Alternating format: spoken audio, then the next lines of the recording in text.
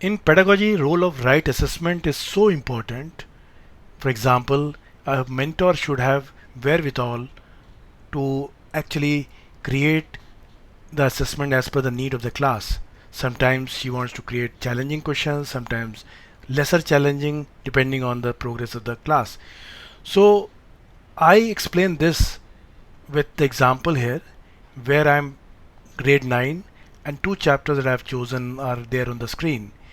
And now when I press save and continue, all the questions from these two chapters are loaded. I can pick any two questions like generally like that. But now suppose I want to refine it. I want to include questions that are related to specific things. For example, say it is related to rectangle. So I have to put rectangle here in search and press go. Questions from rectangle are there. I pick two questions from these two chapters which I've based on rectangle.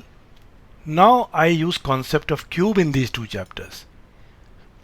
I pick cube fundamental concept in these two chapters. So I have 6 questions now, but now I want to include some difficult ones for this. So I use filter, I choose CBSE, grade, and I include some higher grade questions. So now this allows me to pick up two questions which are from higher grade challenging questions, and suppose I want to include some simple easy ones for underachievers. So I apply, choose grade 7, grade 8, and now I choose some easy ones. So my question paper now is quite balanced. It has easy questions, it has tough questions, it has questions from various concepts like cube, cuboid, etc.